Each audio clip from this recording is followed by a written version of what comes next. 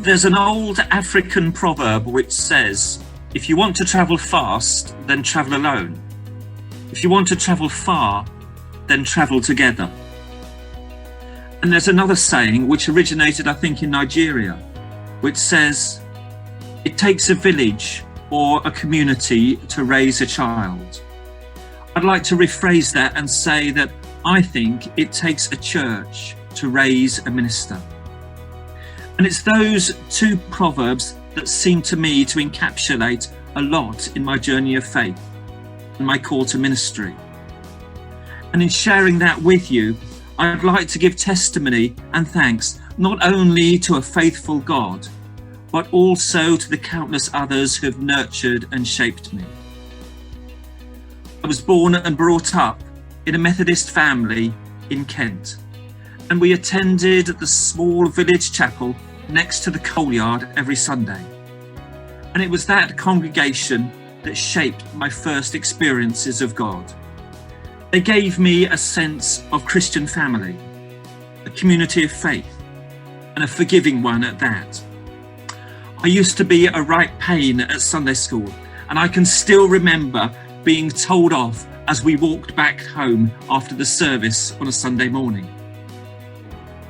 But despite that, it was their willingness to have all ages involved in church life that gave me a safe place to explore what God was. And they will always hold a special place in my heart. And I give thanks to God for them.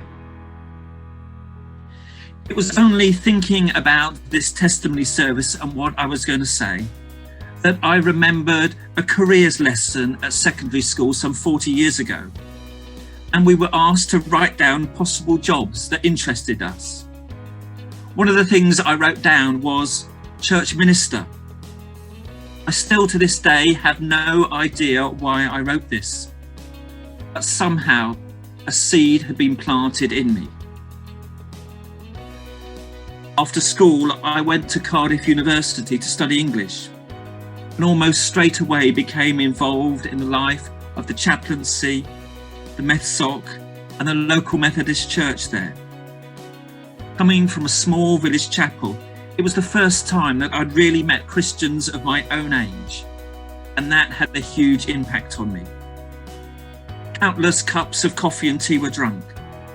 Hours of late night conversations were had as we explored together, students and chaplain, what it meant to be a Christian. And here it was that my faith journey progressed from knowing what God was to discovering who God is. And for me, it was so strong and poignant and valuable to do that not only within a university, but the context of a local Methodist church, which kept life grounded and beyond the bubble of university. I want to thank them for their willingness and their bravery at welcoming a group of students who turned up with new ideas, crazy activities, and no idea of how late you could stay up at night. I'll treasure my time with them and am privileged to call them friends. It was at one summer at university that I had what other people would call a conversion experience. I'm not sure I'd want to describe it quite like that, as for me that seems to belittle all that had gone before. But I can remember one June afternoon sitting on a sandy beach, in my mind's eye seeing myself sitting at the foot of Christ's cross. I looked up and saw Jesus there, and the penny dropped. I realized he was there not just because of me, but for me. It was a heartwarming, back of the neck tingling experience, something that still centers me and something from which I still draw strength and inspiration. After a few different jobs, I began in '92 working for the connectional team in Marylebone Road, thinking it would just be short term, And I remember on the very first day being shown with pride the new office computer and entering into a debate whether we should invest in a newfangled thing called a mouse. How things have changed. I remained with them for 26 years. And I'm aware the connectional team can get a lot of criticism and stick, but I'd like to acknowledge their work as they seek to support the church and sometimes tread that fine line between competing demands, ideas, resources, and legislation. It was from there that I candidated first in the mid-1990s, but was turned down at a district committee. It was a difficult time, and they helped me through it. And I grew to believe that my vocation lay within the connectional team, supporting the work of the church through development of resources, to support ministry, to develop mission. I thank God for them and for the opportunities that I was given, the way that they helped me grow in understanding and the relationships that I've built. As I said, I was turned down at district level, and it was suggested that I went away and got some more life experience. I took them at their word, and life did intervene, not least a house move and 2 children, 2 daughters. I remained part of the Methodist Church and continued preaching and developing close relationships with churches and chapels who were prepared to accept the worship I felt called to lead, with sheep puppets popping out of pulpits, finger painting and Jenga tower building.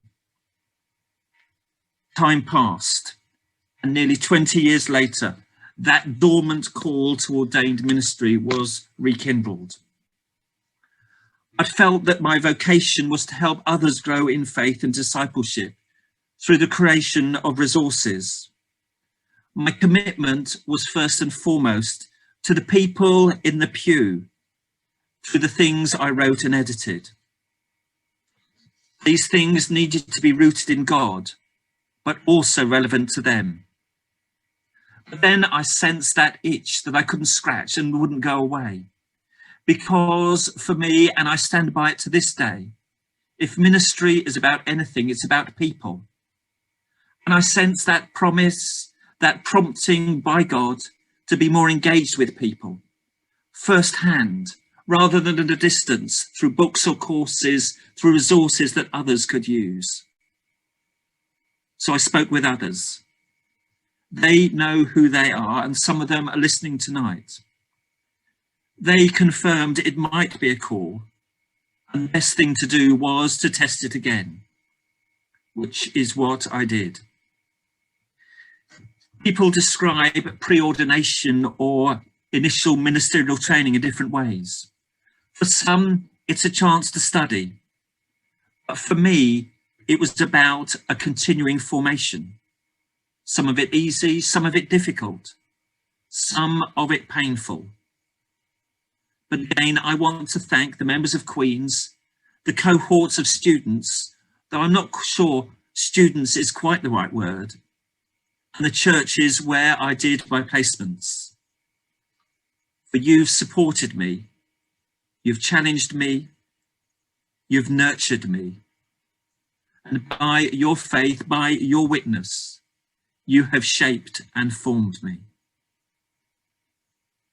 And then I'd like to thank the Harrow and Hillingdon circuit in which I was stationed, and the 3 churches of Hayes, Hayes End and North Hillingdon in which I serve, again, many of whom are watching tonight. Firstly, for their courage in being prepared to accept a probationer minister, for their welcome, for their willingness to be open to new suggestions, and for their forgiveness in the mistakes that I make. You'll never know how much you've supported me. You've shaped me and shaped my ministry. But finally, I'd like to thank my family, Jo, my wife, and daughters Rebecca and Charlotte, who've borne the brunt of the cost of ministry, for the way that they've supported me, they've challenged me and kept my feet on the ground. I wouldn't be what I am or who I am without them. I spoke to Jongi last week, and he asked me at the end of our conversation if I could sum up what I felt my ministry was about. I stumbled out a reply which said that for me, ministry is about sharing the love of God and the grace of Christ in a way that is both accessible and relevant. But alongside that, it's about helping people to respond in a way that feels both appropriate and comfortable to them. Ministry for me is about people. So thank you everyone for accepting me, for allowing me to live out that ministry, for you've all nurtured, you've shaped my calling and who I am. Together, you, the church, and you have raised a minister. And thank you to God for your persistent love, for your guidance through times of plenty and times of barrenness. You've led me, you've held me by your powerful hand, and I can only give testimony and thanks to God through that. And do that as we sing our next hymn.